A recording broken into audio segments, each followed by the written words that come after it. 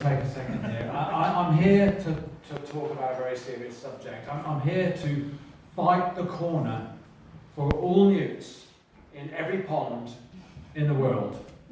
Okay? And you'll see my t-shirt.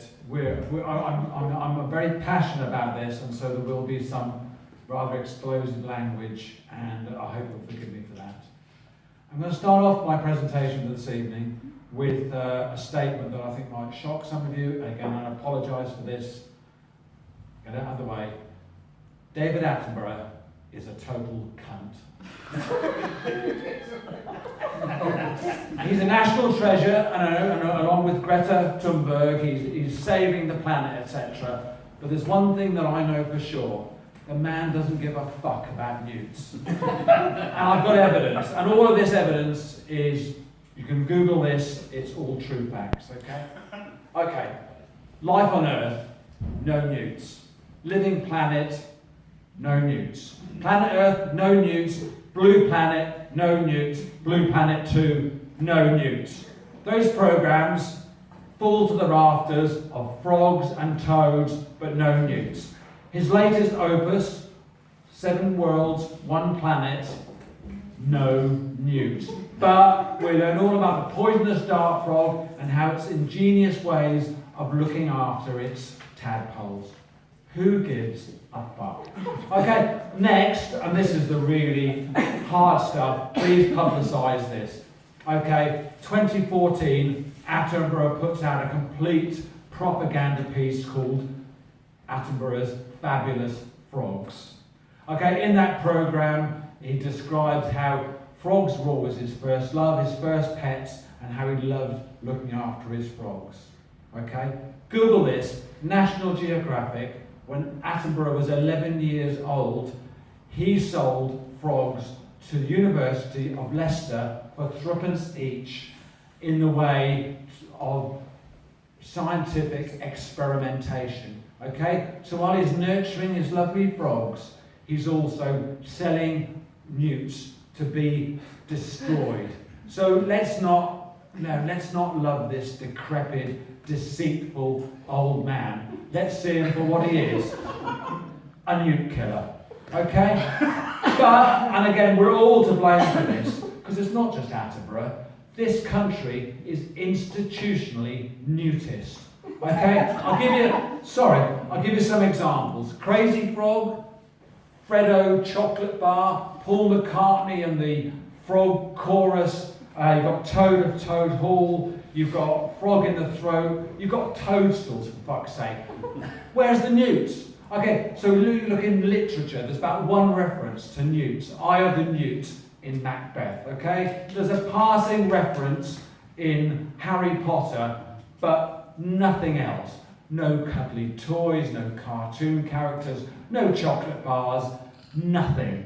Okay? So what I'm asking you, and I want to mobilise you here this evening, national curriculum, okay? We want added to the national curriculum that all human infants by the age of 6 must know this poem off by heart. This is the poem, it's called Newt. Okay? The great crested can't be bested. The palmate is my mate. The smooth newt is the coolest newt. But hey, all newts are great. Okay? So memorise that, circulate that. National curriculum. I'll test you on that next time I'm here. Alright, but newts aren't taking this line down. No? Okay, so here's some of the ways newts are fighting back. Poisonous skin. They've got poisonous skin, you eat them, you're going to die. Okay? Secondly, predator comes after a newt. What does it do? Cleverly disguises itself, flips onto its back, and shows its sandy belly, thus surprising or confusing its predator. All right. Equally, note this down. Fact: all newt bellies are unique.